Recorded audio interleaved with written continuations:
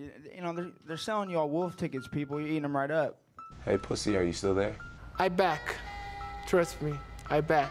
But I'm not impressed by your performance. Eu tenho nome. Eu te fucking melt, eu tenho nome. Eu tenho fucking nome. Now what is eu tenho nome? I'll tell you what, bro. You know, I was out there, I was fighting all the hitters, bro. You ain't fought no hitters. Come on, guys. It's normal. I'm not saying I would fight you. I would kill you. John, do you think I'm just gonna sit there and let you kill me, John? I mean, really? No, don't be scared, homie. I'd like to take this chance to apologize to absolutely nobody. The double champ does what the fuck he wants. I'm gonna beat you into the living death. I mean, maybe that's your job, but where I come from, you know, people like that get slapped. That's fucking illegal. Native, you just shook up the world. How's that feel? Hey, I'm not surprised, motherfuckers. Yeah, this is a simulated death match. And you haven't simulated anybody's death yet. I said it last year. We're not here just to take part. We're here to take over. What is the game plan going in against him?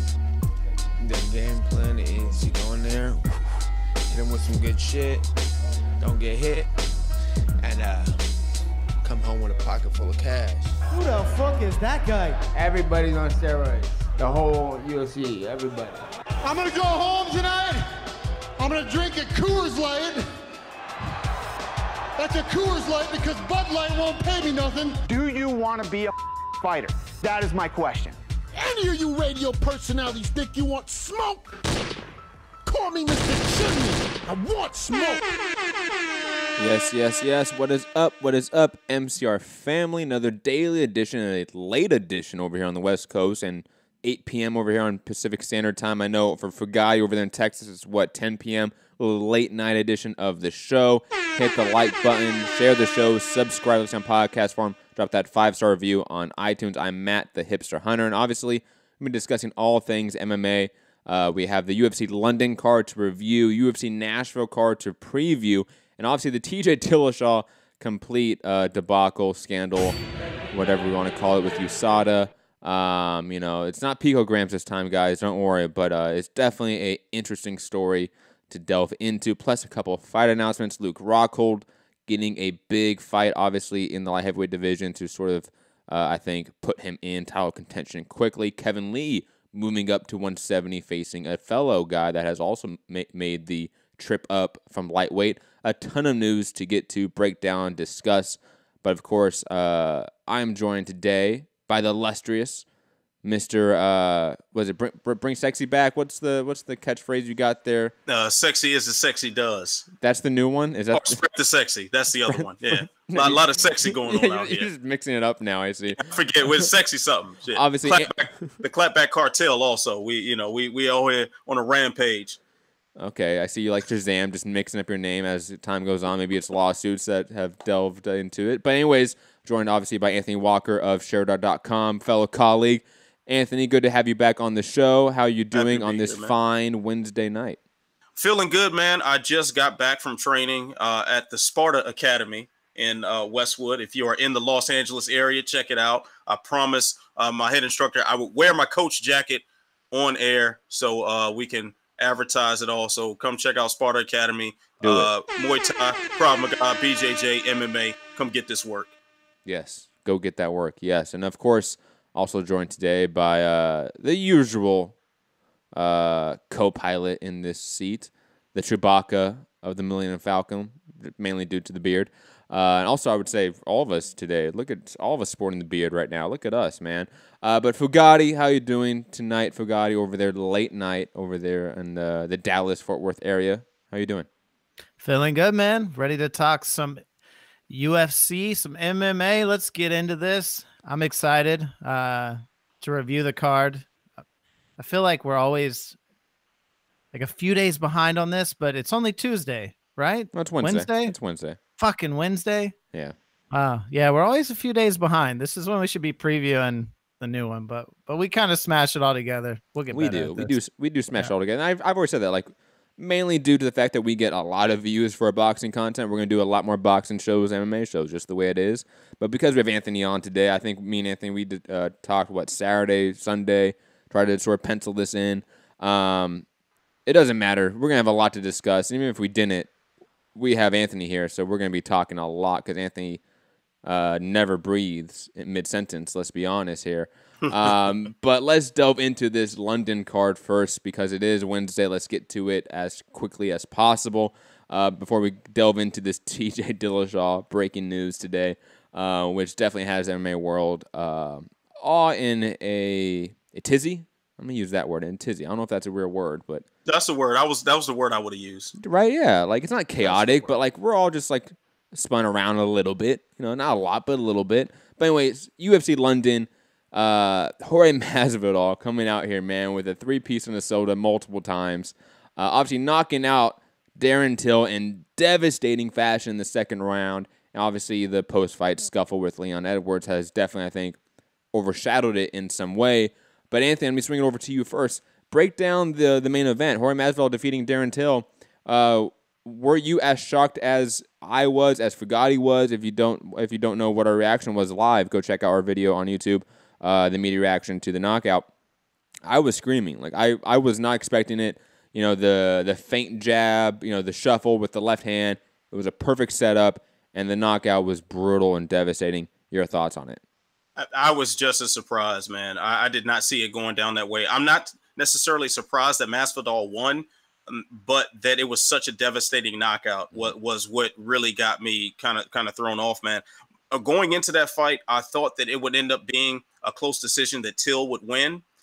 Till has shown himself able to win these close decisions that he may not necessarily deserve, but especially in London. And Masvidal, on the other hand, has shown himself capable of repeatedly losing a lot of these close decisions that he should win. And I just thought that combination, we would see kind of the same thing from both guys. And the thing that Masvidal did that was so surprising me was like he kind of adjusted to some of the things that Till did right. I mean, Till started that fight off with dropping him with a straight right hand. Yes. And then that was the only real moment of success that he had, because everything else that Till was able to do, Masvidal found some way to just negate it until he swarmed in and went in for the kill. You know, I saw that. I feel like that's been a prevalent analysis of the fight. I don't 100% agree with it. I think Till was far more in control of the fight, per se, than what people have laid into it, or how people have sort of characterized it. You know, obviously, Heavy Hands podcast, shout out to, and, you know, Conor Rebush, sorry, why am I forgetting? Phil McKenzie, great guys. You know, they sort of had the same thought of, hey, look, Masvidal sort of had an answer to everything Till had up until the knockout. I didn't see that. I've sort of watched the fight several times. I didn't see it as much of that factor. I saw Masvidal clearly getting the better of the exchanges when it was an inside exchange. Whenever Till was overextended, whenever Till was still in range, but not really throwing, not really in the offensive mindset, he was getting caught. And that was a clear issue throughout, and that's been a clear issue throughout his entire career. I think this fight, more than anything, has shown that Darren Till has not improved as a fighter. He's a naturally gifted striker, naturally gifted, I think, boxer in a sense of just gauging distance, knowing when to throw his shot. But he has clear defensive flaws. I think he is also not the best athlete. Maybe the weight cut is also a added disadvantage for him because he is cutting so much weight that is probably taking a lot out of him. But I thought Till was fairly in control of this fight until the knockout. I thought Masvidal clearly was just, he was able to catch him. And I think he realized, hey, look, Till is not the greatest when it comes to reacting defensively. He's not really the best when it comes to getting his head out of danger. That is something I can take advantage of, and he did eventually with a great setup, a great knockout punch. But I think Till was winning the round, first round, and obviously the second round till the knockout blow, in my opinion. I mean, I can't disagree with that, but at the same time, Masvidal really, it almost seemed like he wasn't trying until he knocked him out. I mean, he was blowing kisses at him and smiling and stuff the whole time. Like, it just seemed like he was literally having a good time. And then he said, okay, I'm kind of hungry now. Let me get out of here. And then he went in and landed the kill shot, and that's it. Fugati, let me get your thoughts on the actual in-ring or in-cage performance of both men. How did you see the fight playing out? Did you see it as sort of the way Anthony is sort of characterizing it, or more as my angle of, no, Till was in control, but Masvidal clearly found a path to victory. Where do you sort of fall when it comes to this fight? It may be some of us watching it together that I had the same perception you had, because the first round, Till was very dominant. You know, like, I mean, I was like, oh, Till's got this in the bag. Like, he's already knocked him down once. It was weird that he was like wrestling with him a bit in the first round. So I didn't feel like maybe Till's head was like really in the fight the way it should have been, right? But ultimately I was like, Till's going to win.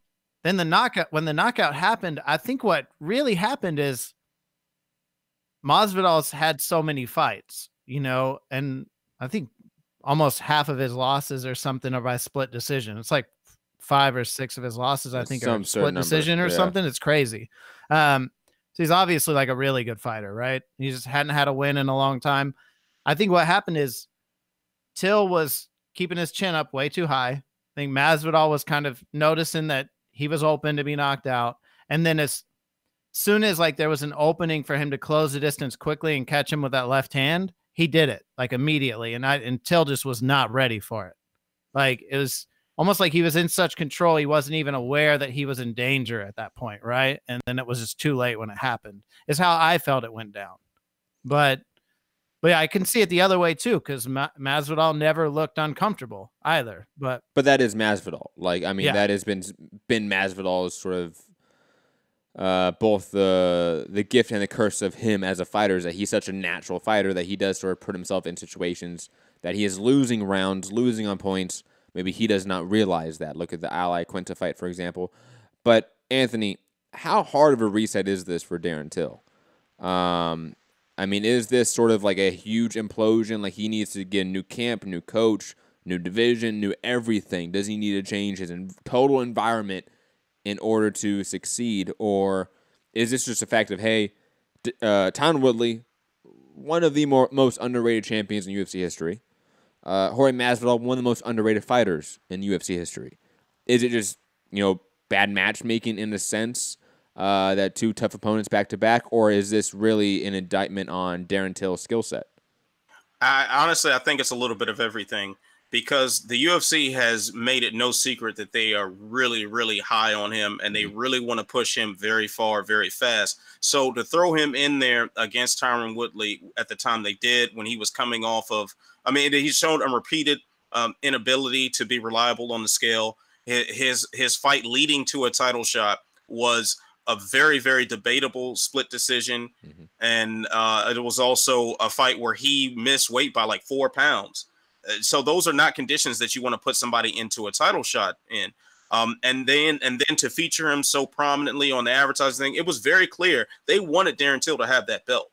And now when he doesn't get it, and it shows, okay, he's not ready for this level, for at least the caliber of Tyron Woodley. You give him another main event in London. It's just kind of like they didn't learn their lesson the first time. So I do think, though, that it does speak to Darren Till's weaknesses, because, I mean, fortunately, though, he's only like 26, so he has time to repair some things.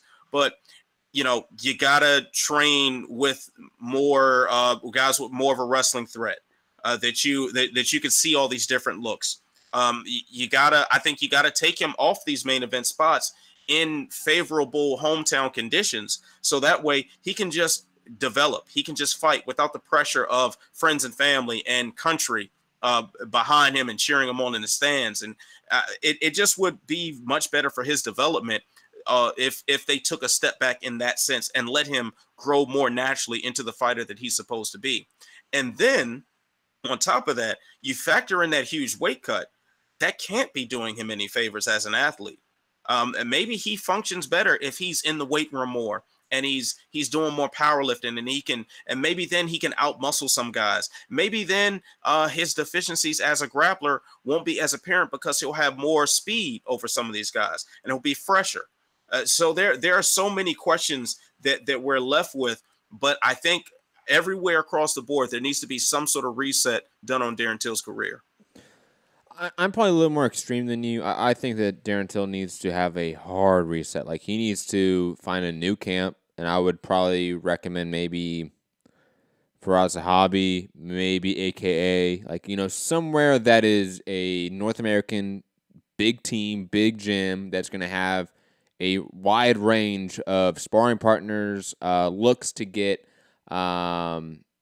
masterminds of the craft, and really delve into the technique of the game. Because I think Darren Till's only flaw is his technique. He's not a untalented fighter. He's an extremely talented fighter. You can tell a lot of what he does is natural, but a lot of what he does wrong is also natural. And how you get rid of that is through coaching, is through drilling.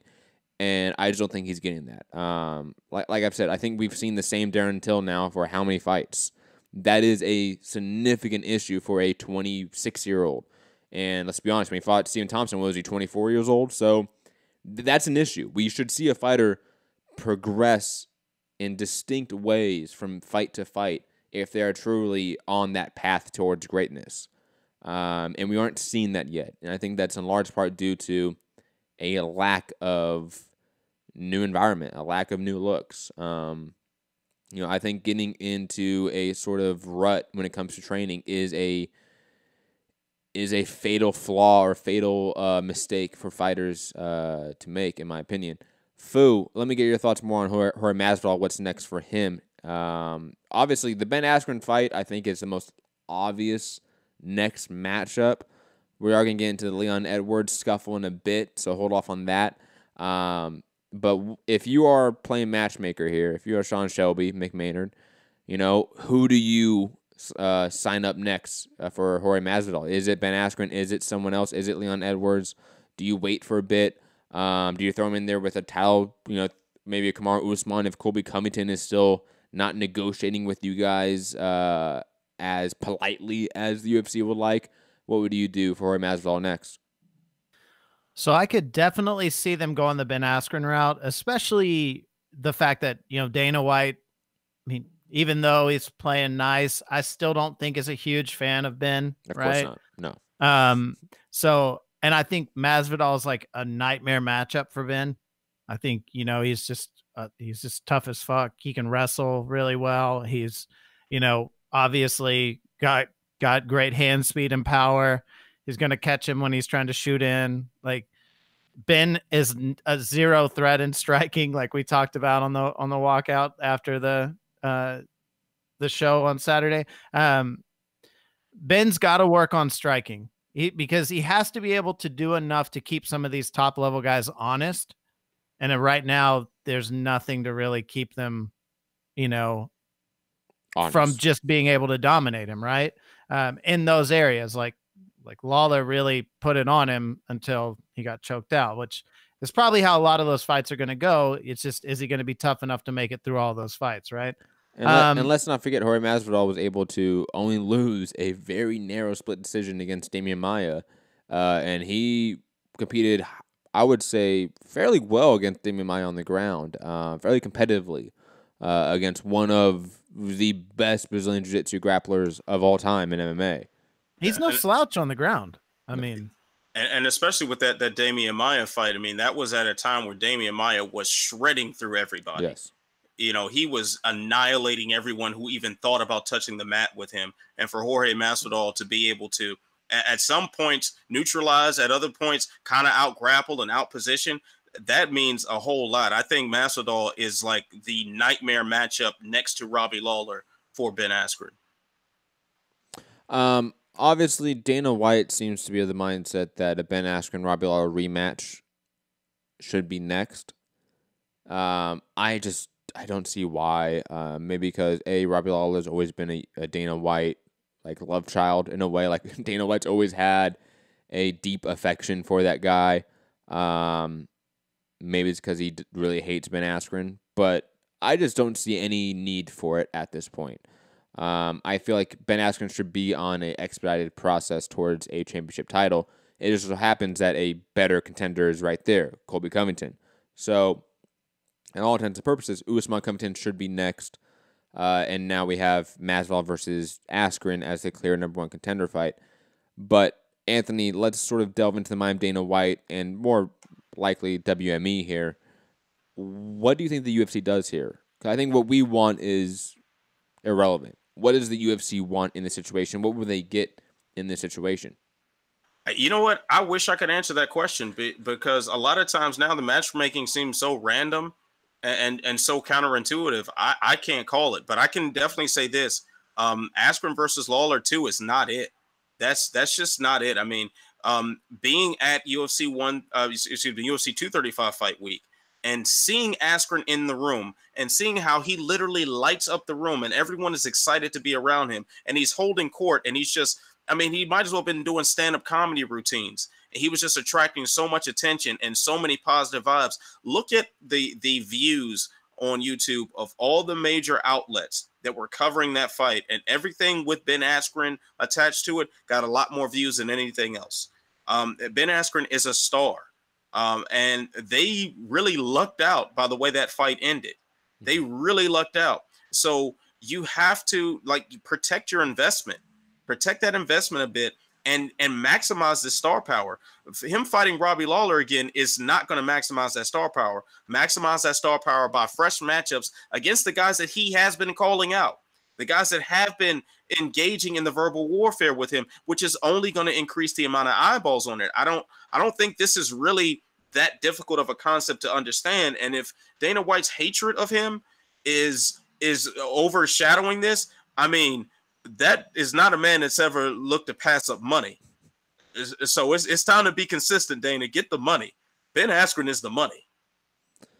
Yeah, I am very curious to see what Ben Askren's like as a headliner in terms of drawing power. I am curious to see what that is like in today's age because you're right. I mean, in terms of online metrics, he blew up that fight week. He did. I mean, him and John Jones were the ones making all the hits in every video on every website and every YouTube channel. That was there on Fight Week. Before we delve into the Masvidal-Edwards scuffle, let's actually delve into the Edwards-Gunnar Nelson fight itself. You give that its just due. Leon Edwards defeating Gunnar Nelson via split decision. I didn't see why it was split. I thought Leon Edwards clearly won the fight. I think he was a better striker, better grappler of the pair. I thought the only thing that hurt him was really activity. He didn't seem the most active at times.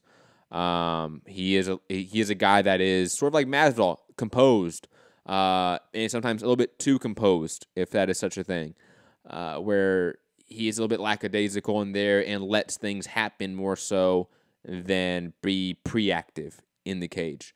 But I thought Leon Edwards, again, I thought he showed highly efficient counter-striking ability, highly efficient shot selection. He knew exactly when to grapple with Gunnar Nelson and when not to. I like that.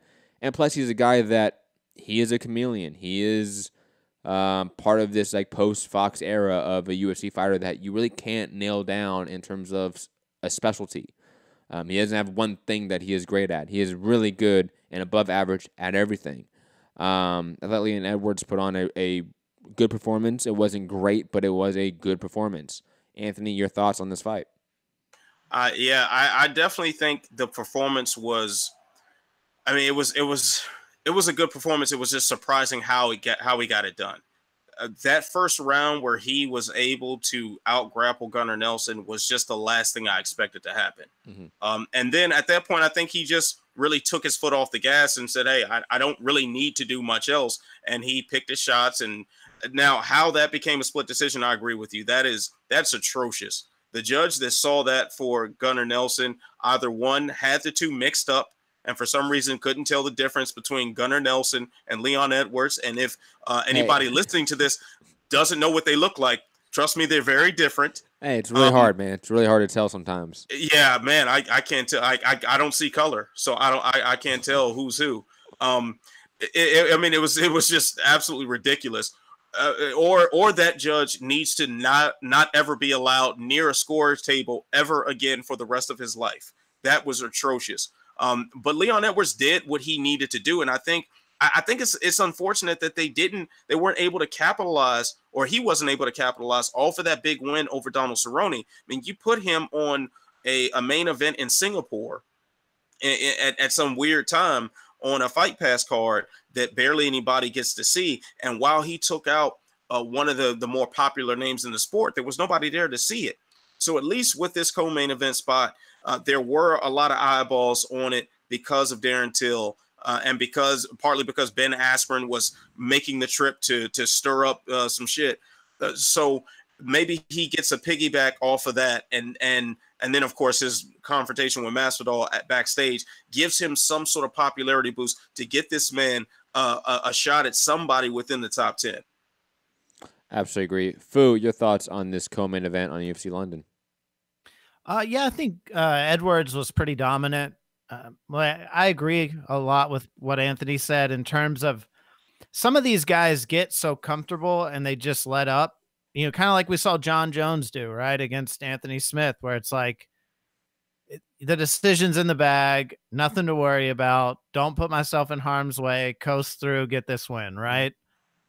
That's kind of what I felt like he did here, where he probably could have finished the fight if he would have put his foot on the gas, you know, but I think if we see him in some of these other fights in the top 10 and he doesn't really, it's like in boxing, right? When we say if he can't get through the gears, like if he can't really step it up and put people out in the top, then I'll kind of worry about him. I'm wondering if there's a potential for him to fight maybe the Thompson Pettis winner or, you know, something like that. Kind of see how he does in that area. Obviously both, you know, Thompson being a really good striker, Pettis being a good striker, but maybe not best footwork, but I know we're going to talk about that later, but that's just kind of what I saw is maybe like Edwards getting the winner of that fight. I like that matchup. I definitely like that potential fight. Now let's get into the three-piece Minnesota guys. The thing that we all really want to talk about, let's be honest here. First off, Anthony, I'll go to you. Was that one of the best, if not the best, sucker punches we've ever seen backstage in combat sports? Yes, best ever. Best ever. Just the ruthless efficiency of it was a thing of beauty. And I'm not one to champion unsanctioned fisticuffs, especially when these guys get paid to fight. Like, yes. Protect your hands, protect your face. Don't do that. But man, he did that, and he did it with beautiful comedic timing. Just expert deflection. I mean, it was masterful. And especially to see like Laura Sanko also, her handling of it was just total comedy. Laura Sanko is seriously one of the nicest people in MMA. She is an absolute sweetheart. And for her to have that oh shit in the background, I'm telling you that couldn't have been any better. I'm such a hypocrite because I'll be the first one like, oh, they control yourself, like, yeah. Man, that shit was fun. I enjoyed myself. And I'll be honest, guys, this is one of those moments where keeping the same energy is really overrated. Because I'll be honest, I judge Masvidal and people like Conor McGregor completely different. Completely different. Jorge Masvidal has been on record saying, I'm the best sucker puncher in South Beach ever. Okay? So I kind of expect a street dude to act as a street dude. You know, like I'm not going to keep the same energy with him as the biggest superstar in MMA history throwing a dolly through a fucking bus. So Masvidal having the slow, casual meander walk with his hands behind his back, you know, just politely talking, and then wham, a fucking 6-piece from hell comes out, because it wasn't a 3-piece. Like, if you really go back and count, he lands 3, but that motherfucker threw a 6-punch combination in a street fight, basically. And Leon Edwards, who I really like, but God, he comes away with this looking so bad. He doesn't get a single punch off, okay? And you let your man grab you? No, if that's your man, you go fire him, okay? Okay, because if you're his man, you got to let him get one punch off, right? In that scenario. At least one. Because then the thing is, when he, by the time he threw that first punch, it was like his trajectory was all off. It was like way out here somewhere, and his man was pulling him. It was a disaster on Leon Edwards' part, man. But let's not forget the brilliant setup for that sucker punch. When he put his hand on that rail, that was it. That was it. I saw that. Was the I move. did It was like the hand just very casually touched the rail, and then he just that was wow. Sucker punch, that deserves a golf clap right there. That's getting the golf clap. He used the rail as a launching point for the punch. Like, I want to put that into perspective here. How high level thinking you have to be in street fighting to realize, you know what, I'm gonna slowly, casually, so he doesn't freak out, put my hand on this rail, and now I have a fucking launching pad to throw a Superman punch at this motherfucker's head. Oh, God, it was so good. And I will say this. It's really nice also that, like, no legal trouble from what I've heard. Like, neither guy has made it an issue. You know, no one's called the cops on a boomerang being thrown. So I am really happy about that. Because it doesn't need to be. Like, first off, I think both guys are fully aware of what that situation was. They asked that. They called it upon themselves. They knew what was happening. They are fighters. I hope that there's no immigration issue. I will put it that way, because I know sometimes that does become an issue. Like, for example, like Leon Edwards' camp, if some of his trainers and people involved in that scuffle, if they want to get a visa and come to the U.S. for a fight, that might be some issue.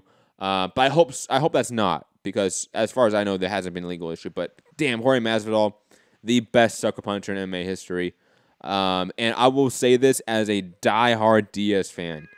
He is what Diaz fanboys really wanted in life, I believe. I think Diaz fanboys wanted somebody like Jorge Masvidal to exist. And we have him now, guys. And it's awesome. And also, one of the best haircuts in MMA. Or non-haircut MMA with the Jesus, look. I like that. You're looking like Elias Theodore out there. Way to go, Jorge Masvidal. But Fugatti, I want to get your thoughts on the three-piece and a soda, because you've been quiet here. Is it the best sucker punch in combat sports history?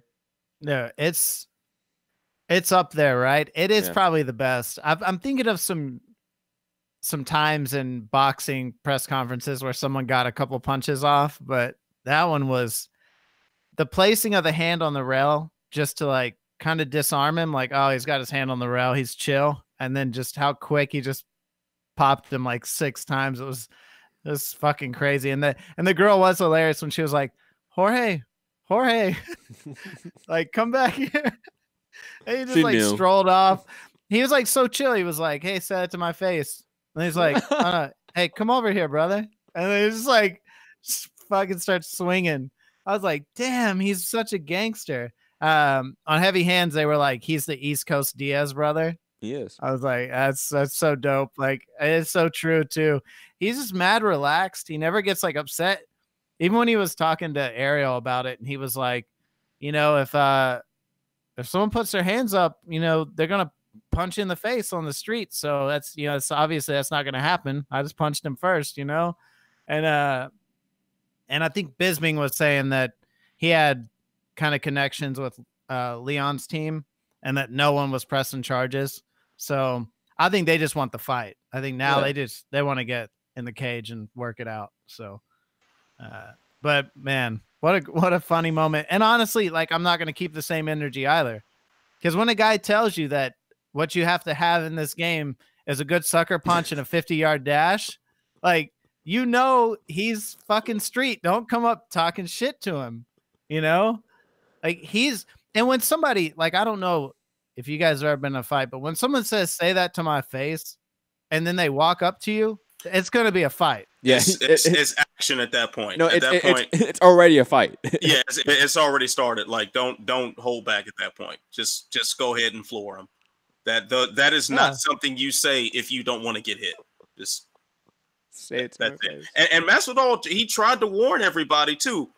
All the pre-fight talk was like, for hey, years. No.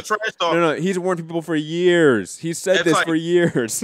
I mean, the man has been telling he is about that action. Like, I don't know if everyone is totally aware of his background as literally a street fighter. He was fighting on the same backyard events or whatever as Kimbo Slice. Like, this is what the guy does. Like, this is what brought him into MMA, is hitting people outside. fighting some monsters too. Just no weight classes. No, you're just fighting people. For those that don't remember, the infamous Kimbo Slice video where he knocked out the dude's eye, Jorge Masvidal is there. He's like the undercard of that backyard event.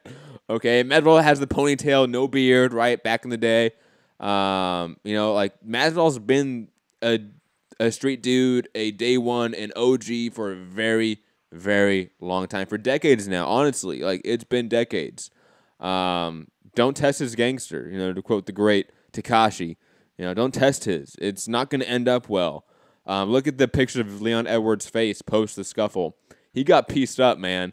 He got cut up bad on that cheek. Damn, Jorge Masvidal. I had to get educated on this. So apparently there's a 3-piece with a soda is if you make the guy bleed. And a 3-piece with a biscuit is if you give him like a black eye or a fat lip. Yeah. I was like, whoa. Yeah, there's terminology for this shit. I mean, yeah, this is a very well-established term. Like, this is something I grew up saying. I know you did, Matt, also. Like, this is pretty standard language for the street fighting culture. So, yeah, we've been known to hand out a few 3-pieces and sodas and biscuits, and I've received a few 3-pieces and sodas and biscuits. So, hey, it's part of growing up. Sometimes it's just a 3-piece. Sometimes it's just a soda. Sometimes it's just a biscuit. You never know. But, it's a customizable order depending on the outcome. We got combos, baby. We got combos. You pick one. You want a supersize? Let's go. We got a secret menu, too. It's great.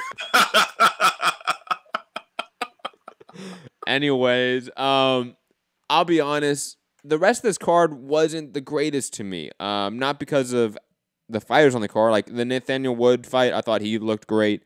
That's definitely a bantamweight that is clearly on the path towards title contender. Want to at least give him the note. But like the Dominic Reyes, Volkan Ozdemir fight, that was really boring in my opinion. I thought both guys looked kind of poor, and I'll be honest, I have never been the guy that's sold on Dominic Reyes. I see major cardio issues. I see major technical issues. I see a guy that overall is very sloppy in his game. I will say this though, the Mark Tikasi versus Joseph Duffy fight, just for like post-fight moments, that is one of those that like you gotta just like stand up and cheer. Mark Tikasi like crying on a 3-fight losing streak, right, Anthony? Coming into this fight, basically needing this, I think, to save his UFC career. He could have head to Bellator easily if he lost, but he didn't. I thought he absolutely dominated Joseph Duffy. Battered him on the feet. I think he tossed him around too in the clinch with ease. Just looked absolutely fantastic. But yeah, I really don't have any other points on this card other than that. Anthony, any other final points on UFC London itself? Just a bad point, and this was something I highlighted in my good, bad, and ugly post-fight analysis piece for Sure Dog. Man, that Safarov and Nego Morano, I think it pronounced his name. Sure. What a that fight was everything that I can't stand about MMA. That was a terrible, terrible fight in so many ways. So Safarov cheated his way through it with a gazillion fence grabs. Leon Roberts decided to warn him about 30 times before deducting a point. He does it again and doesn't even take a point away again or disqualify him. Nikolai's corner just let him get battered. It was no point for letting that third round continue. I mean, it was a trash display all around. Throw the whole thing away. Absolutely agree.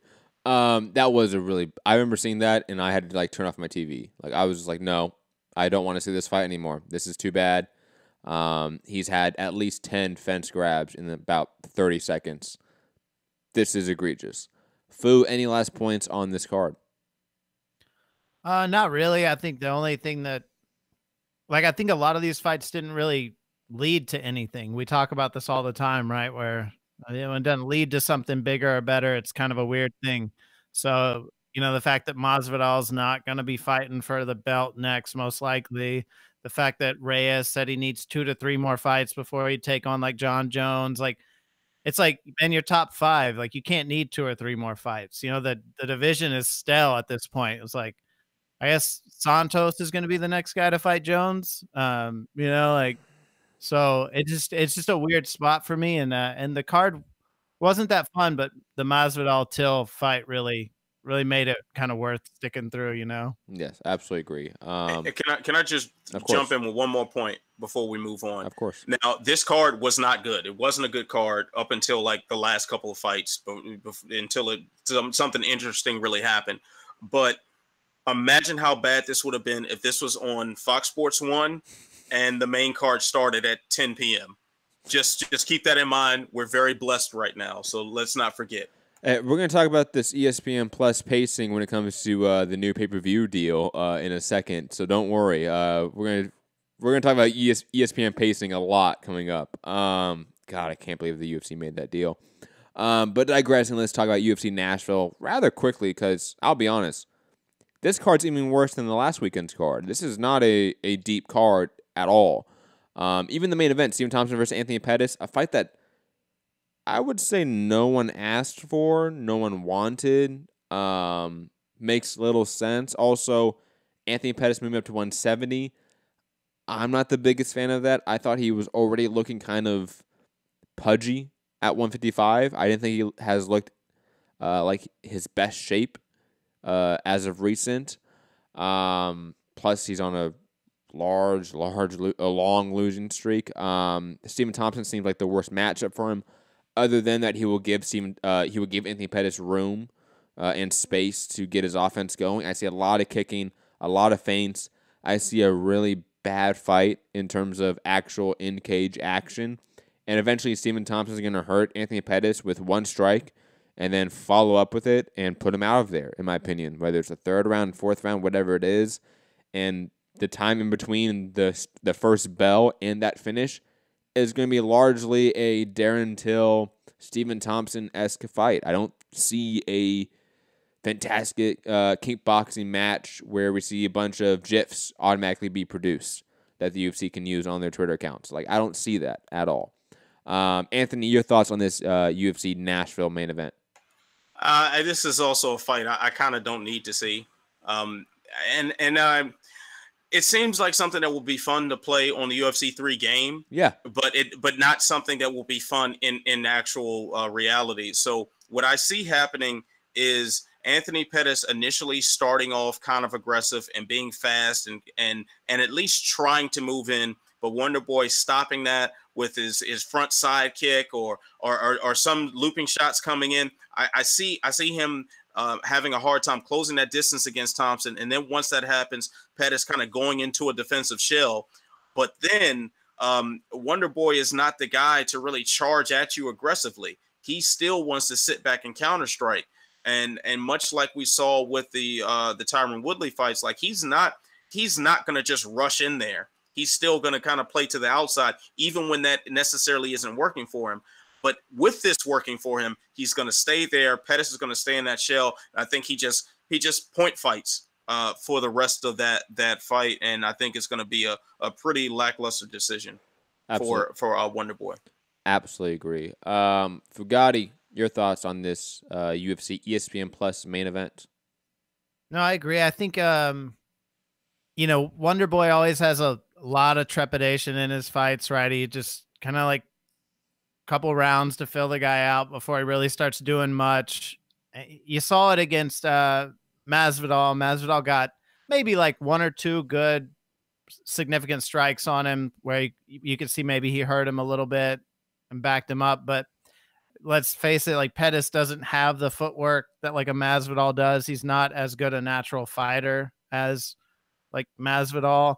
So, and he's coming up a weight class. I think they're really doing this to make Wonder Boy look good. I think it's a fight that should produce some good action, hopefully, but could again be just Wonder Boy just standing and looking at him a lot and kind of trying to figure out what he's going to do, just too worried about getting knocked out or something.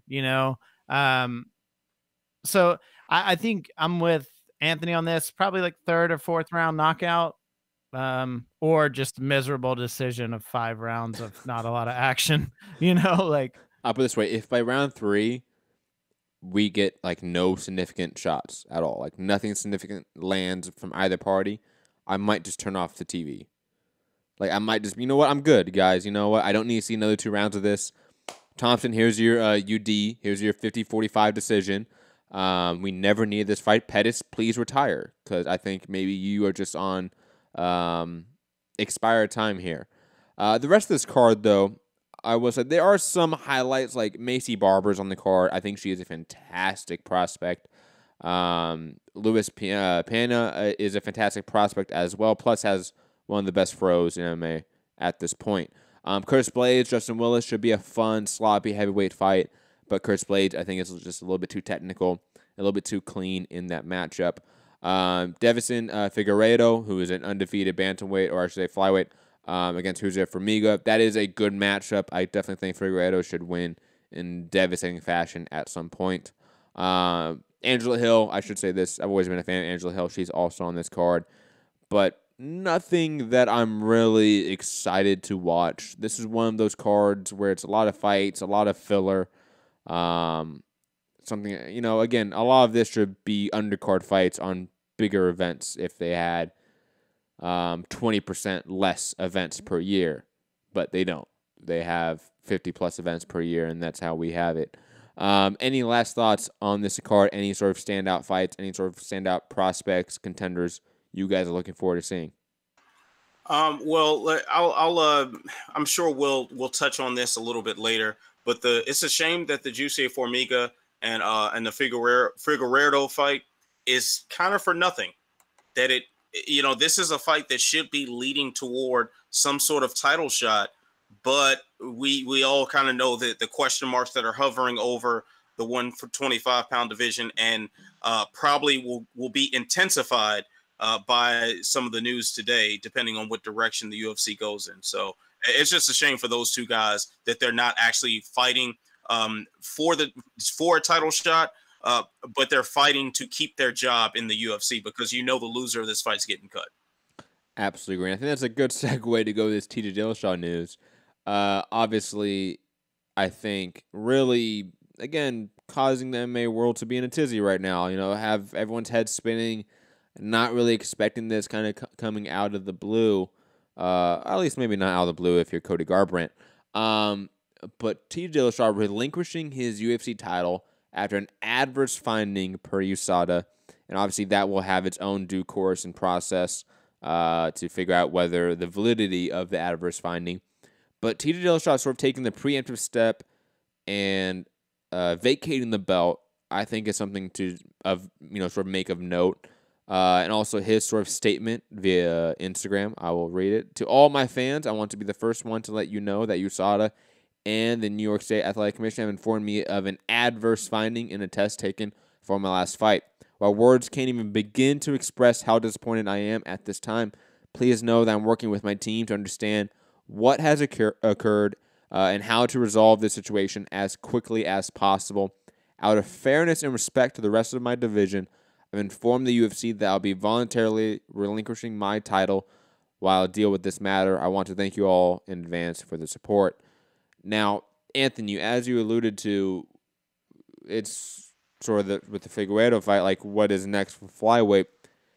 It was, I think, assumed that TJ Dillashaw, Henry Cejudo was going to be run back. Now that's not, obviously, in the cards, at least in the near future. Obviously, on top of that, Henry Cejudo has already come out, or I should say Ali Abdelaziz via his Twitter account has come out and sent shots at Marlon Moraes, setting up the vacant title shot for Henry Cejudo and Marlon Moraes for the bantamweight shot. Is that what we get here? Is that what we get in this situation? Also, your thoughts on TJ Dillashaw? Like, what's next for him? Do we just are we in a wait and see pattern right now with his case? Your thoughts on this entire situation?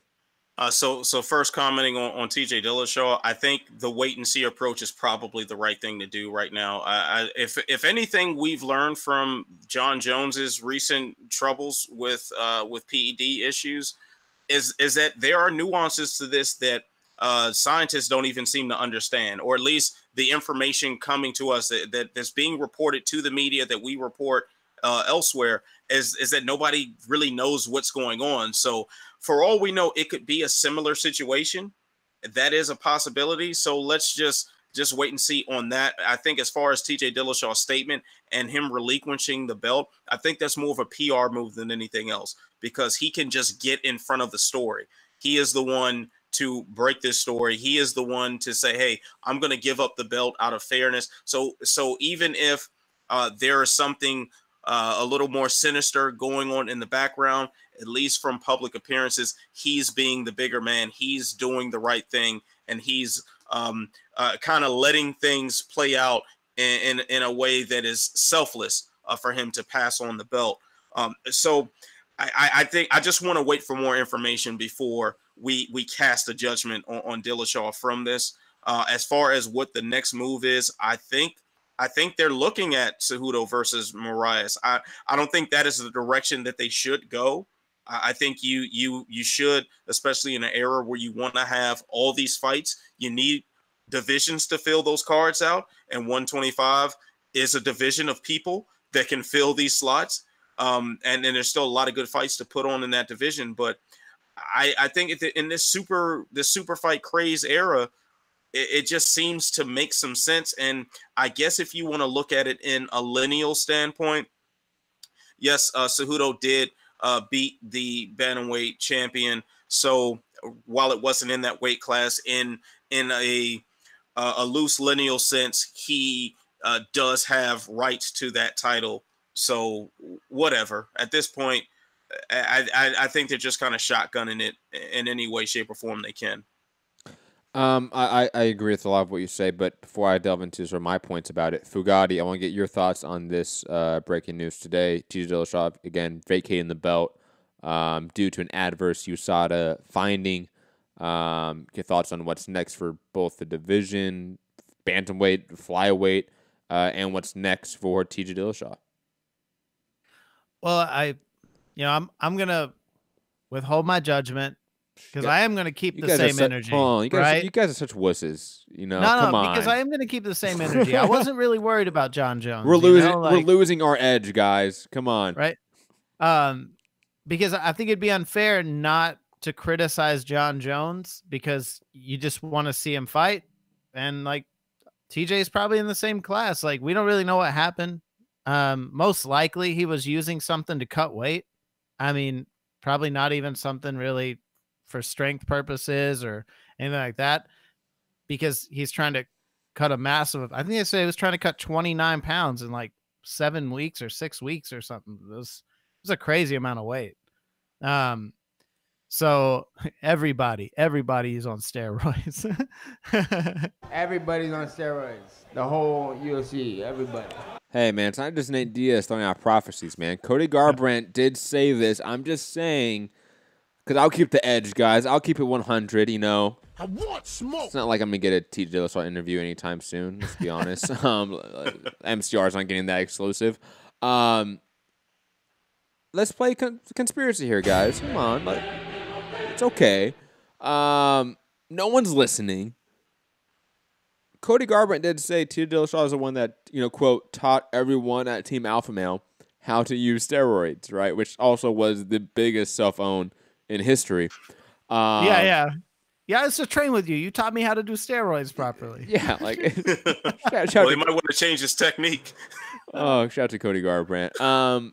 But is there now fire to the smoke that's been out there from his former teammates? Or again, is it all too soon to pass any judgment or to at least make some jokes? It's never too soon for the jokes. That is always good to have. That's always a good mindset to have. Sorry, Fugatti, I mean to jump in front No, of you. I was just going to say that, I think that when somebody comes out in a press conference and says, you taught us all at the gym that you train at how to do this, and then you pop dirty, yeah, there's smoke. There's fire where there's smoke, right? So, like, obviously there's going to be a microscope on all those other guys, and you kind of put everyone in a bad light. Not to mention, man, it looks bad because you also got starched in the first round in like 30 seconds. It's a compounding. Oh my God, so many here. things. Yeah, getting knocked down 30 seconds, getting popped for PEDs. Like, it's not a good fight here or post-fight here for TJ Dillashaw, man. He thought he was going to come out here and be a double champ. But I will say this, being champ, and then having this adverse finding, oh, man, Dana White would have been so pissed off. To what, Anthony, you said this about, like, sort of the lineal aspect, why the Cejudo-Moraes fight does make some sense because Cejudo did beat TJ Dillashaw. Does that override the fate of flyweight, to put it in that way, maybe? Because it does seem like if Cejudo moves up and fights for the bantamweight title, flyweight could be just axed. Like, that does seem to be the concern here. Is that a real concern, or is that just the fear of the MMA media and fans right now? Because does the lineal sort of champion, in a sense, moving up and actually fighting for the belt, does that overweigh what is happening at flyweight right now? Because, I mean, I'll be honest here. Even though I love flyweight, there isn't a clear number one contender. Maybe it is Figueiredo post Saturday, but there isn't a one guy except for maybe Joseph Benavidez. And I'll be honest, I think maybe a Cejudo-Moraes fight, to me personally, is more exciting from a pure in-cage action than a Benavidez rematch. But your thoughts on this, Anthony? I mean, I agree that probably will be the more exciting in-cage experience. Mm-hmm. But at the same time, we are talking about a bloated fight schedule that needs bodies.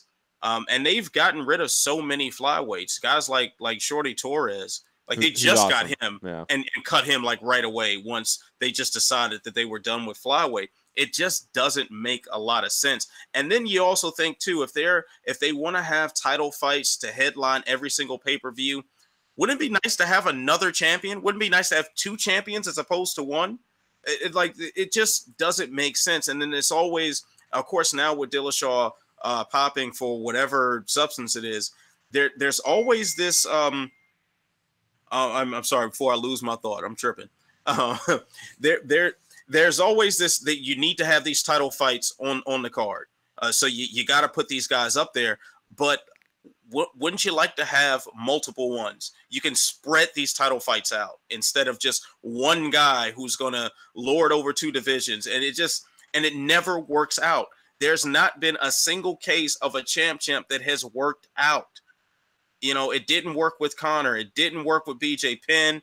Well, he wasn't simultaneous, but it didn't work with Conor. It doesn't look like it's going to work with Amanda Nunes. It hasn't worked out with Daniel Cormier. Like, this is sort of a lost pursuit. But now with Dillashaw out, they still have the opportunity to kind of sneak this champ thing into existence again. And I think that's the route they're going to go, because that just seems to be the direction that they want to follow. I largely agree. It does seem like the route that they want to follow. I mean, if we could get an Aljamain Sterling, Marlon Moraes vacant title shot or vacant title fight, and a Cejudo Benavidez 2 fight at flyweight for the belt, I'm also happy with that. I'll be honest. The good thing about bantamweight right now is that you do have a row of contenders right now that could get a vacant title shot opportunity. Pedro Munoz obviously just knocked out Cody Garbrandt. Marlon Moraes just beat Rafael Sunsao in devastating fashion. So there's plenty of guys to sort of make matchups with, whether it is Henry Cejudo or not in those matchups. So the UFC does have options right now. It will be curious to see what they do next. How quickly do you think we get more information about Dillashaw? Do you think we get either more information / resolution with this within the next 6 months, or are we putting his career on pause for the next year potentially, or is that all speculation right now because we have no idea what this is? Oh, you first, Fugatti. No, man, I'll defer to you. Like, better, like, how they handle things like this. Yeah, Anthony, you're the expert. Way to go. I am. All right, cool. I'll be the expert right now. I actually think that that we won't hear a whole lot unless Dillashaw wants it leaked out. That's really, because when you start talking about some of these issues, I mean, until something definitive, and I think it's also important to remember the Athletic Commission, New York Athletic Commission, has this matter in hand right now. as opposed to USADA. So the Athletic Commission, as far as I can remember, they don't disclose but so much information, because I think it starts violating medical practices and medical disclosures.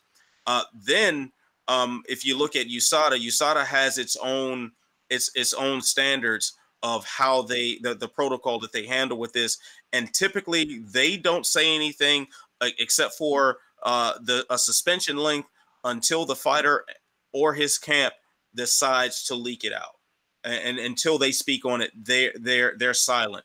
So I would imagine we only really know what's going on if you hear from Dillashaw, or you hear from Ludwig, or you hear from his management team or something like that. I just don't see where the Athletic Commission or USADA starts opening up to the media about this to explain in further detail. But I think we also will be able to tell somewhat by the activity in the division, by projecting what some of the future matchmaking looks like, by seeing what they do with the rankings. I think that's another key thing to watch.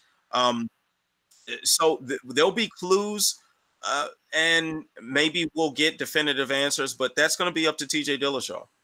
Absolutely agree.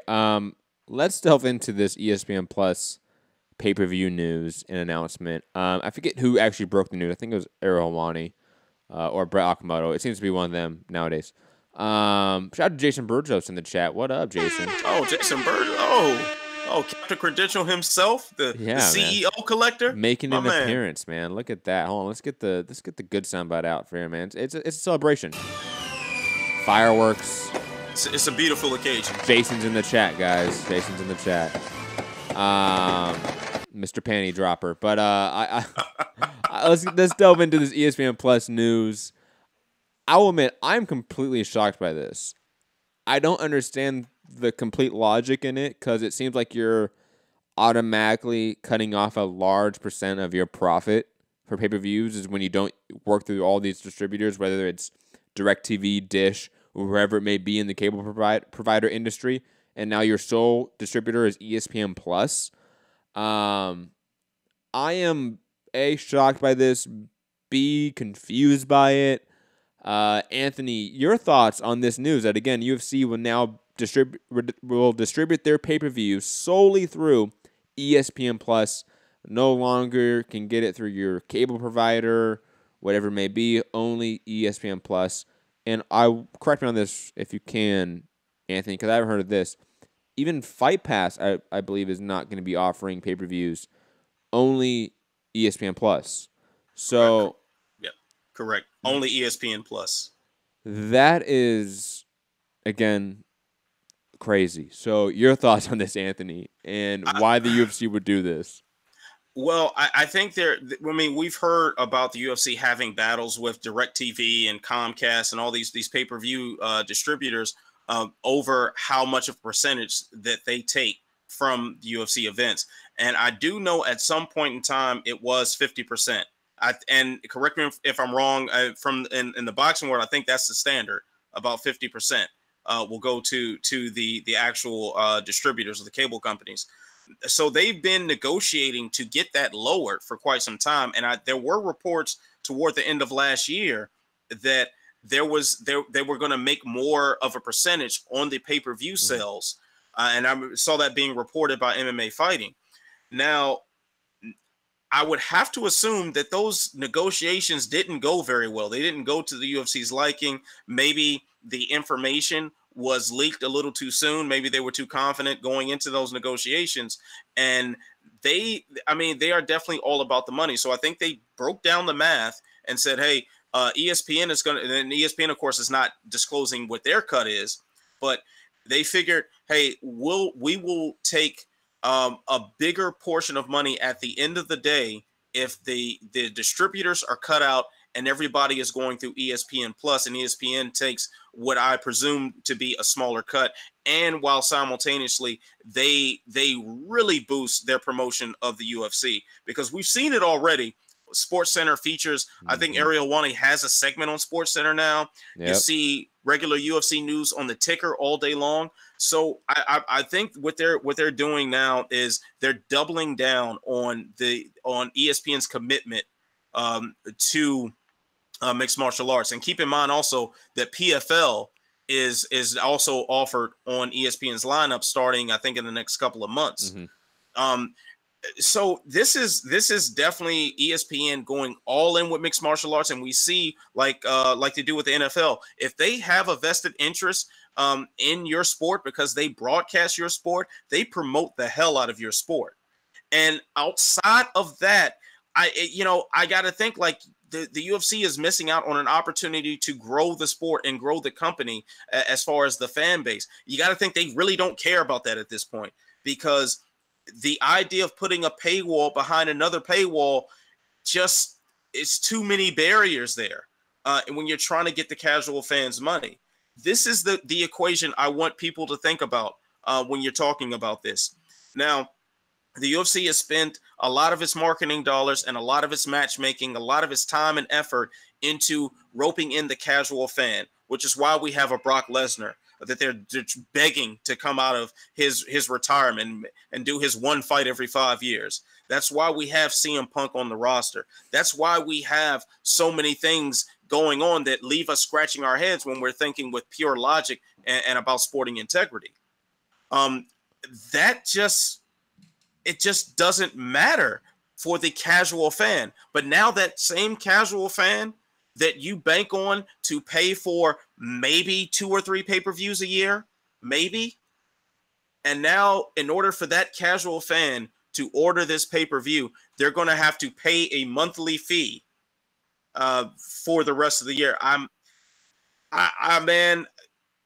think what we really should be worried about too are the fighters who get a pay-per-view cut, because guaranteed their salaries ain't changing on the base, and the contracts are going to stay the same.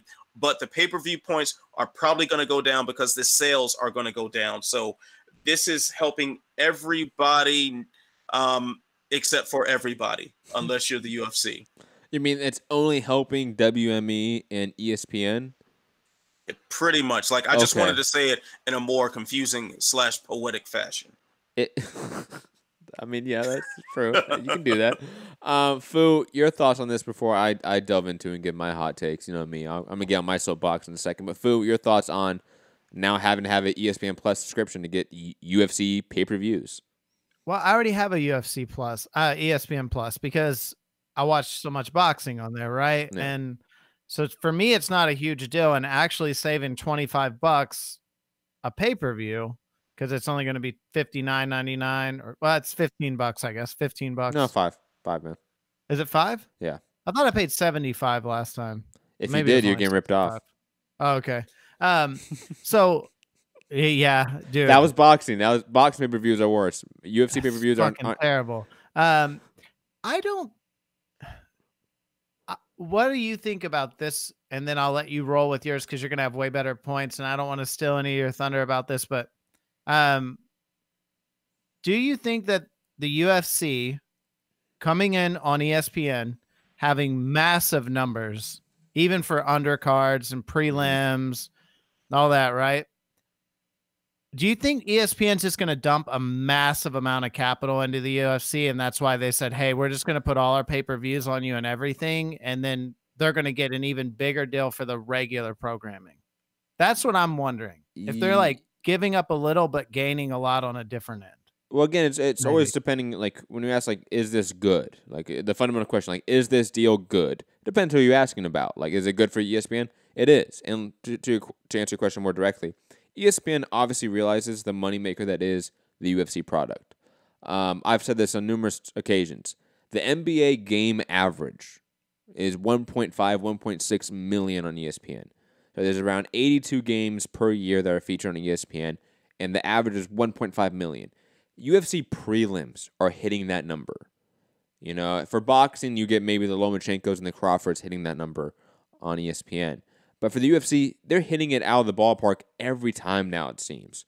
So I think, we're largely now understanding the true value of the UFC as a sporting property compared to other sporting properties that are live on the network. No offense, NASCAR, but I didn't give a fuck what NASCAR ratings were on FS1. That never mattered. and matching NBA game average on ESPN is a huge deal for a sporting property, especially one like the UFC. So yes, I think ESPN is largely aware of striking gold with the UFC, getting them also for under market value, I would say, at the time, because the UFC deal year by year isn't really that much if you really think about it. On top of that, in more of a macro sense, we know that Disney, ABC, ESPN, the whole conglomerate is doubling down on streaming this year. Disney and Fox now too, right? The acquisition of Fox happened today. That is final. That's wrapped up. I forget how many billions it was, but that has happened. On top of that, Disney Plus is opening this year. They're opening up live action Star Wars TV shows on Disney Plus. So, and we talk about this with DAZN, with boxing in that market, right? On our boxing shows, Fu, how much money and capital is being invested into loss leaders for streaming apps that aren't necessarily making the money right now. I would say the UFC is a massive loss leader, or at least the pay-per-views are, for ESPN Plus right now. It's all an attempt to get subscribers. It's all an attempt to have this conversion from a linear TV platform to a streaming platform be as seamless as possible. That's what I think. I think this is another chess piece move in the long con of TV companies becoming streaming companies. And that's going to be a 10, 20-year process, but we are seeing that right now. And again, what's happening with Disney and Disney Plus is 100% connected with what is happening with ESPN and ESPN Plus. It's the same company. One's a subsidiary of the other.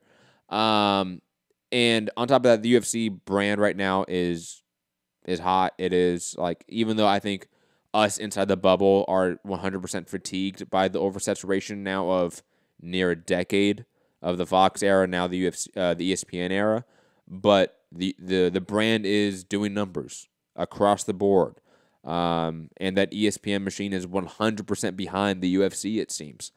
It's a long-term play too, don't you feel like? 100%. I mean, I think immediately maybe it's not going to grow the sport. Like, I agree with Anthony on that. Like, you're putting people behind a paywall and then have another paywall with the pay-per-views. But as these NBA deals and NFL deals and major league deals come up in a couple of years, and a lot of that goes to streaming apps, then you're already like, an NFL watcher is going to already have ESPN Plus to catch some games. And then they're going to be able to get, like those NFL guys who are the casual UFC watcher to be like, oh shit, well, all these UFC fights are here, right? Let me watch this stuff. So I think that's more of the transition, because we are going to cut the cable, like it's probably 4, maybe 5 years out when a lot of this is going to be packaged into some type of app that you buy, and you get ESPN and you get Fox and but you pay like $30 a month or something for this package deal or something, right? So that's where I think a lot of this stuff is going, and ESPN's really getting ahead of the game. And Matt, I definitely want to ask you something here, because like I'm thinking in the short term for ESPN. Do you know how long the ESPN deal with Top Rank lasts? God, they just re-upped the deal. I want to say it's 3 to 5 years. It's one of those. It's either 3 years or 5 years. I'm leaning 5. I think it's a 5-year deal. Yeah, because like with the UFC, with PFL, with Top Rank, like there seems to be this push toward combat sports material, and if the bigger the profile of the UFC on ESPN and all of its associated properties, it's only going to boost the value of Top Rank. It's only going to boost the value of PFL because of the crossover between the fan bases. And even if you don't have always the same boxing fans watching MMA and vice versa, well, that synergy starts blending in when a Top Rank card has to piggy bank off of a UFC card to draw in some viewers, like we saw a few weeks back. I think that might have been the Dillashaw USADA card that was immediately followed by a Top Rank fight. So there can be some synergy there, which is going to boost some things going on at ESPN. beyond the UFC. So I do think this deal works out very, very well for ESPN. And this is another revenue stream. Pay-per-view is not something that they had touched before. And now they're in it knee deep. Mm-hmm. Well, obviously, we have the Crawford Khan boxing pay-per-view for ESPN coming up next month in April. Going to be interesting to see what that does. Again, things are changing. You know, I've said this for a very long time now. Like the streaming era, it has hit TV more now than ever. The last thing to go was really sports. Everything else has sort of gone the way of streaming, whether it's original programming via TV, dramas, comedies, sitcoms. You go down that sort of entertainment realm and stratosphere. That's all gone towards streaming already. Netflix, Amazon Prime, the Hulus of the world, which has been bought by Disney, by the way, Hulu has. So it's just it's going to take time. It's going to take some years, and we are in the middle of that, of the ESPNs, the Fox Sports, the NBC Sports, and the sporting entities of the U.S. world convert to streaming. And the way they've been doing that, and we know that from John Skipper and Joe, what was it, Blachowicz, right, from DAZN, right, Phil? They have basically said, look, we know, and DAZN's obviously a completely different entity, but I believe their mentality is very similar to what ESPN is thinking. Combat sports is a vehicle to get a foothold in the streaming market because combat sports fans are more likely to pay for content than NFL fans, NBA fans, MLB fans, and that is the mentality probably ESPN has. And all the licenses are free versus everyone else being locked down. Of course. Right, and it's much cheaper. It's a much cheaper entry point as well. I mean, the ESPN is paying what, $300 million a year for the UFC. Mm-hmm. What's that? I don't off the top of my head know the number that they're paying the NBA, but I'm pretty sure it's much higher than that. And Mm-hmm. especially with collective bargaining in the NFL, Major League Baseball, and the NBA, you know, those prices go up. You know, with the NBA just had, I think it was last year, the year before, where their new TV deals just drastically increased the player salaries. And without collective bargaining among fighters, you don't have that issue. You just have money coming in to the already rich people. Absolutely agree. Like Anthony said earlier, like this deal is going to hurt fighters' wallets even more. Like the top 1% of fighters in the UFC are going to get even more underpaid because of this. I've said this time and time again.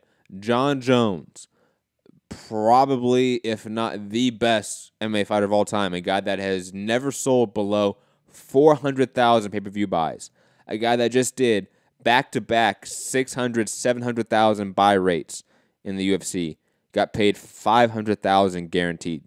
500,000. Deontay Wilder, a guy that sold 325,000 pay-per-views for his only pay-per-view headline ever, got paid $4 million for that fight, and now is getting reported over $20 million for Dominic Brazil. So, come on, guys. Like, it's UFC fighters, you guys have to be highly, highly upset about this, even more now.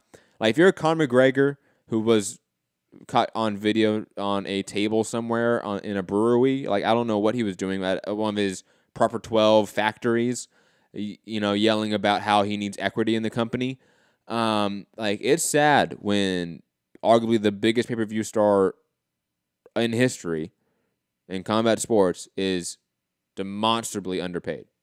And this deal only makes it worse, to be honest. Well, I wanted to ask you guys, like, so originally Fox was on UFC was on like Spike TV or like a couple. Well, like, like the weird... 90s era was a little bit different. That was just straight pay-per-view, I want to say, every event. And then you had the Spike era, and then Fox, and then ESPN.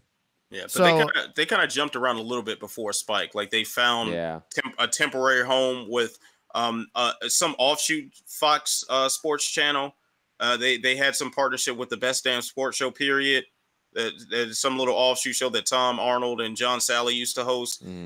So they found like little pockets here and there, but Spike became the broadcast home for a little while in the Ultimate Fire boom era.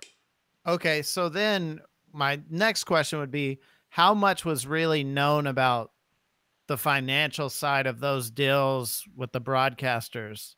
And do you think that's going to play a part into these fighters becoming way more interested in unionizing or way more interested in talking about salary? Because the money that's going to be poured into this is going to seem, it's just going to be huge. And these fighters have to at some point be like, how does their money keep going up and my money stays the same? You know what? I honestly don't think that conversation is going to be coming up with any sort of urgency, because when the company sold for $4.2 billion, you know, you had a few people saying things, but those Project Spearhead cards were left blank. When this the ESPN deal was announced. Quickly, just because of that. Lucas Middlebrook, if you're out there listening, no shade on you. I know we DM each other quite a bit. Don't be mad. That was Anthony. He doesn't speak for MCR. Project Spearhead is the best thing ever. No, I think he was shitting on the fighters, not the person trying to organize, right? The fighters don't step up and sign. You know, like it takes them, you know, collectively. Yeah, if you're a fighter and you're seeing these numbers going across, and you and also one important thing that I think is being underplayed here is that Dana White has signed on to continue playing his same role with the UFC for the next 7 years. What is his paycheck looking like? And not saying he doesn't deserve a big paycheck, I'm not saying that at all, but I'm pretty sure he is very, very handsomely being paid. So you see that level of money being thrown across the table, and these fighters are not getting their fair share of it. And apparently they're just not upset enough about it to do something about it. So at a certain point, we just got to let go of the argument, because they have to do it themselves. I have a question. Like, could UFC fighters use like an Ollie act? Could they use something like that? Is that because... Oh, Foo, I know. I'm sorry, Anthony. Foo. I just don't know. I don't know how like the Dana White thing works. So you have two different camps right now, and I accidentally got into the middle of a fight between these two camps. I did not realize it, but you have the MMA. No, that's a journalist thing. No. You have the MMA FA. No, the FA. You have the MMA FA, which is the body that is currently in the class action lawsuit. That's the Nathan Quarries of the world. That's that group. And Kung Lee is in that lawsuit. And John Fitch. And they are trying to get a Muhammad Ali Act for MMA in Congress. I believe there was even an act in Congress that was co-sponsored by someone. I forget a senator who was a former fighter. Yeah, actually, I can't remember his name. So I want to say Mullen or something like that. It might have been Jeff Mullen. But anyways, that is happening concurrently in the last couple of years as the Project Spearhead unionization movement. And those two groups are kind of at odds with each other. They don't see eye to eye. Obviously, you have the group that believes the Muhammad Ali Act, if it was MMA, would change the game. You would have this free market explosion. You would get sanctioning bodies in MMA. It would change a lot, I'll put it that way. And then you have, obviously, the Project Spearhead group, which thinks that's fantasy land and some capitalist dream world, which I am more of the camp of. But that is sort of the two bodies. And either you believe the Muhammad Ali Act is going to be the savior, or unionization is going to be the savior. But let's be honest, fighters don't care. Why wouldn't it be somewhere in the middle? Like, for me, it would be like you would just have a body that protects the fighters from the organization, and you wouldn't need all the sanctions. You could still have all the same belts. You wouldn't have to put up with the bullshit boxing does, but you need government oversight. Like, you would need the government to step in, and it's either one or the other. You either get the Muhammad Ali Act, which is going to enforce this. I forget the exact details of this. Food. Go look it up. It's wild. It's like like mandated ranking systems. No. Like, that's not the craziest part. It was like no one can have a promotional deal. Like, that was the craziest part. Like, no one was tied into a multi-fight deal. So imagine like the PBC wet dream, but for all of MMA. So no one could have a multi-fight deal with the UFC or Bellator or PFL or whoever, and that would be changed. And on top of that, would act as both things. On top of that, it would enforce the creation of sanction bodies that are 100% similar to boxing. That is not helpful at all. No, that's zero helpful. That they would be in charge of the rankings and the belts, and that just seems, again, going down a rabbit hole that we don't need to go down. Because what we are talking about basically is fighter rights. How do we get safety nets, guarantee fighter rights for UFC fighters? Because right now, Bellator, PFL, these are different private companies. So we have to treat them like different private companies. Yeah. I would say unionization within each individual company is the way to go. And that is the best case scenario. Otherwise, I would believe a Muhammad Ali Act for MMA does more harm than good. But that's my opinion. I know there's others that have a very different opinion than that. Definitely do research, and this is not just for you, Fu, out there. This is for everyone out there listening. Do some research into this. Read some op-eds about this from good writers, from good journalists. Get some other sort of opinions about this matter. I just have a very distinct opinion about this that I think the Muhammad Ali Act would be a disaster in MMA, a complete disaster. I think a cool place to look, it's not really in the same vein, right? But movies had basically no rating system, right? And then the government stepped in and said, here's your rating system. Well, when video games were going to get a rating system, the government was like, we're going to impose something. And they said, no, we'll do our own. We'll come up with our own.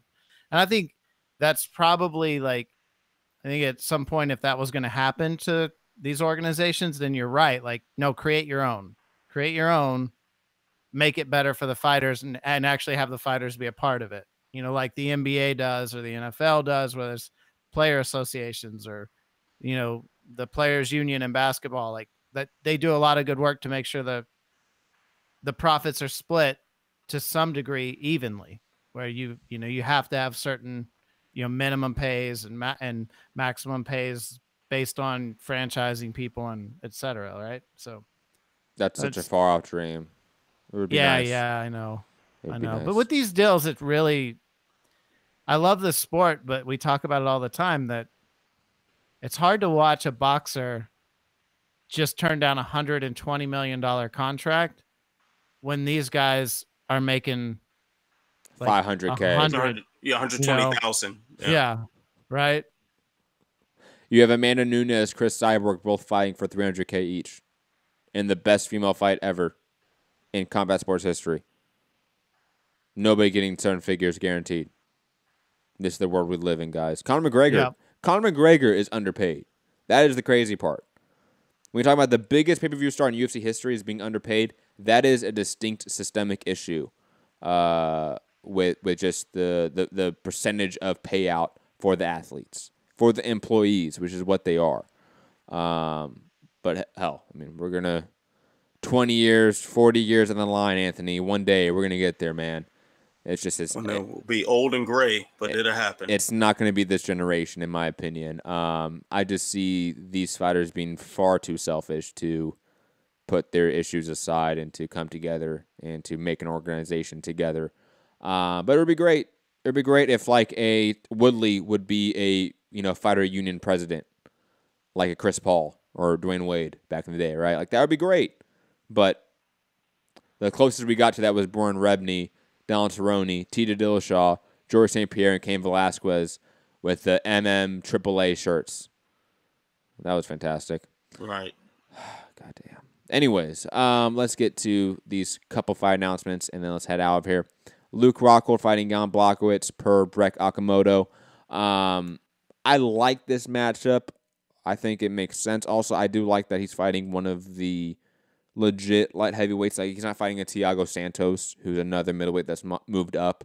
I like that he's fighting a actual 205er, and one that is beatable, one that is technically inferior to Luke Rockhold, but proficient and efficient enough to potentially give Rockhold some issues. I like the matchup, and plus I've been wanting Rockhold to move up to 205 for a very, very long time. Anthony, your thoughts on Luke Rockhold finally making the step up and fighting Jan Blachowicz at 205? I love it, man. It's been a long time coming. He's talked about moving up to 205 for literally years at this point.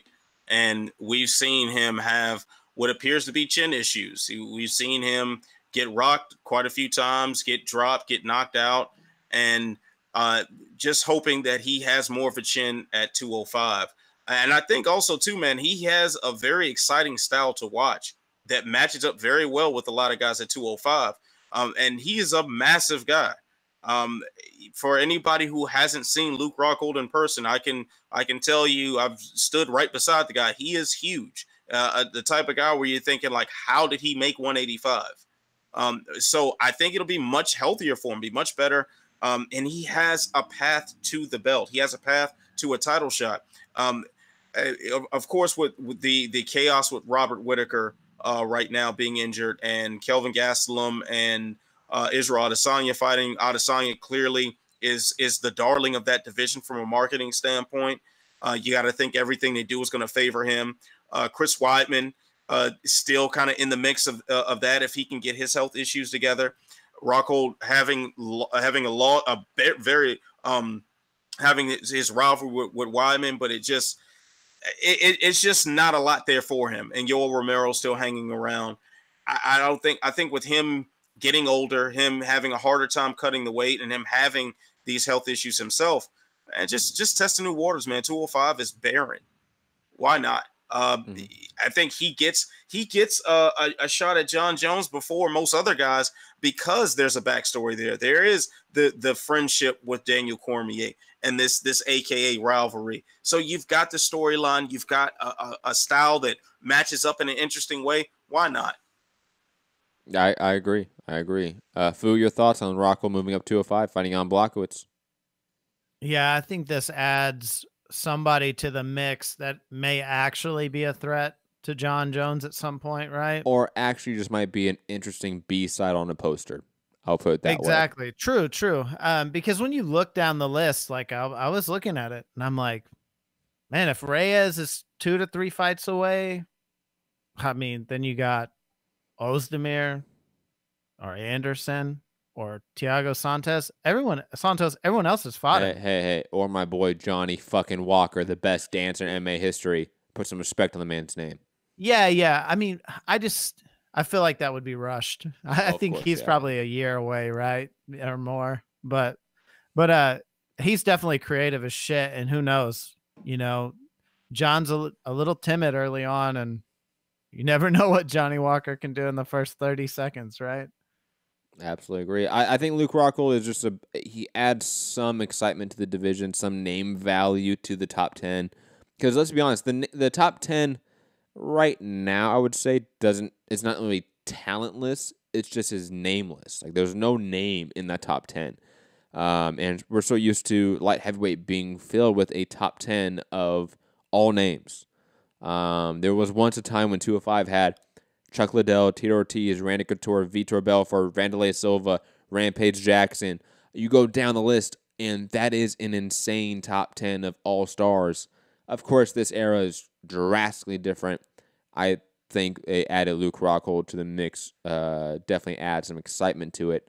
I've been wanting Yoel Romero to move up to 205 forever, so at least Luke Rockhold's moving up. At least I get that, even though Rockhold sent him into the ether that one time. God, that was great. But anyways, last topic of the day, my guy, Motown Phenom, Kevin Lee, finally making the trip up to 170. And I will say this, sort of taking me by surprise. I didn't really see a lot of news come out, a lot of media come out about this in the previous weeks or so. This was sort of all of a sudden, hey, Kevin Lee's moving up to 170 fighting Rafael dos Anjos in a main event. I will say this, I'm not entirely in love with the matchup because, again, it's another guy that's already made that trip up to 170, so I would have liked it to be another 170-pounder, maybe even a guy that wouldn't be a main event. Maybe if they had a Kevin Lee, Neil Magny fight in a main card on a pay-per-view, I would have been okay with that, probably more so than Rafael dos Anjos' main event. But it is the better name value. That's obvious. It's one that's going to sell a main event, so I understand why they made this matchup. I think Kevin Lee, though, is just a little bit too much for Rafael dos Anjos. I especially think with the added weight, and I should say with the added non-weight cut that Kevin Lee goes through, I think he's going to be too fast, too strong. I think he's already a better grappler than Rafael dos Anjos at this point in time. I think Kevin Lee should run away with this fight in all intents and purposes. But I thought he was going to do that against Ali Quinta, and that turned out to be a far more competitive fight than I previously thought. Fu, let me get your thoughts on this fight. Kevin Lee, Ali Quinta. Kevin Lee, Rafael dos Anjos main event. Kevin Lee moving up to welterweight. Your thoughts on this? I think it's cool. I like Kevin Lee a lot. He's a very entertaining fighter. 170 seems to be kind of a spot where there's going to be a lot of attention, especially with, Ben Askren there now. Usman just taking over the belt. Seems like there's going to be a lot for him to be able to do within that weight class, but man, I don't know, because that's a very tough fight when you're first moving up a weight class. So I'm gonna have to do a little more research to see how I think he does, but I think I would take Dos Anjos. Oh, man. Just off the top of my head. It's hard to move up weight, man. It's hard to move up weight. We're not even talking to you anymore. Anthony. I agree with you. I think. Thank you. I think this is Kevin Lee's fight right here. The style matchup favors him, and then also the factor of him not cutting weight. I think we'll see a fresher, stronger version of him, and he's an extremely athletic guy, and I think that will be highlighted even more at 170. And I agree with you in the sense that I would have preferred to see him against a true 170 pound fighter. Neil Magny, I think, is the perfect opponent. I didn't even think of that. I was actually thinking like Damian Maia. No. Because I think he would be somebody that could possibly shut down a Maia takedown and keep things on the feet and make it rough for him there. But Dos Anjos, I think, matches up even better. Like that's a really good fight, and maybe a better for him as a transition to fighting welterweight. Maybe he gets there, win or lose, and hey, maybe he says, hey, I function better at 155. Maybe he'll decide that maybe I just got to clean up some things in my strengthening and conditioning program or nutrition wise to make that cut a little easier, but he belongs at 155. Maybe he comes to that conclusion, and Dos Anjos is a way to kind of test those waters without jumping too far in. Mm-hmm. I definitely could see that. I just would like to see him against a true welterweight just in terms of size, because yeah, he is a big lightweight, but I do want to see how he is at 170. And plus, with the current crop at the top of the division, all gigantic, fantastic grapplers like a Colby Covington, like a Tyron Woodley, like a Kamaru Usman, even a Ben Askren, who isn't the athlete, big massive guy like an Usman, still a fantastic grappler. I feel like a lot of the guys at the top have specific game plans to shut down a Kevin Lee. This might be a very tough division for him, more so than at 155, which I feel like his skill set was more of a kryptonite to certain guys at the top. I am curious to see what is Kevin Lee's next step, what his next chapter of his career looks like. That Ali Quinta loss was devastating for him in terms of just career path. That just seems obvious at this point. But, gentlemen, it's time to wrap up the show. Any final thoughts, any last points to make, last topics, any sort of last debates we want to have? Anthony, what's up? No real debates. I guess I'll just do the shameless plugs. Tune in to SureDog.com's YouTube page tomorrow at 5 p.m.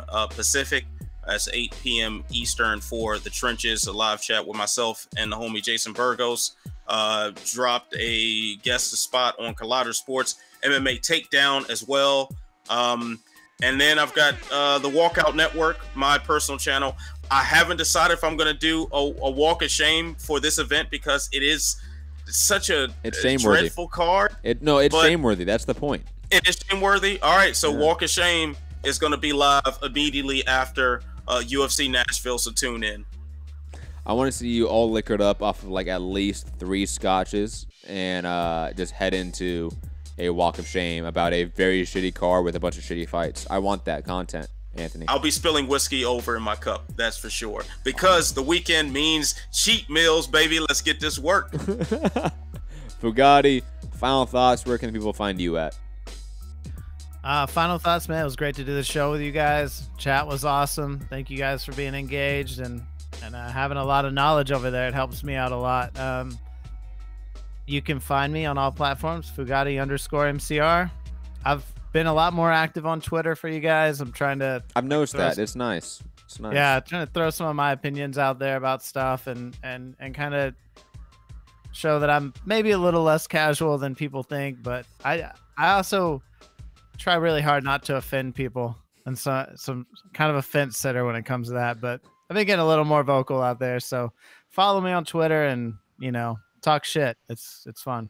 Talk shit, get hit. That's what's up. Chat shit, get a 3-piece and soda. Yeah, and 3-piece and biscuit too, man. You guys can get anything. Obviously, you guys can find the show Mixed Combat Radio, all platforms. You can find me, Matt Hunter, MCR, all platforms. Final thoughts. UFC London. That was a really fun main event. That was a fun knockout, and obviously the post-fight scuffle became etched in MMA history, let's be honest. UFC Nashville doesn't look to have any of those qualities, let's be honest. T. Dillashaw having an adverse USADA finding. Oh, man, that can't be good. Rockhold, Kevin Lee, both making step-ups to a new division, new matchups. I like them both, to be honest. And obviously the pay-per-view ESPN Plus deal for the UFC is a massive paradigm shift in the pay-per-view market for the UFC. Gonna be interesting to see what happens next, how pay-per-view buy rates go, and also how do the current journalists that get the information now get the information, get their sources. Currently, Dave Meltzer all had his sources from old distributors, probably. This is a new distributor. Going to be interesting to see what that is like for the journalistic process in getting information. But anyways, guys, have a great night, great morning, wherever you are. Hit the like button on your way out. Share the show. Subscribe. And peace.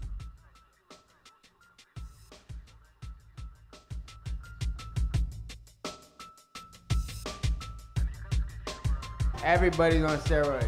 The whole UFC, everybody. That's stupid.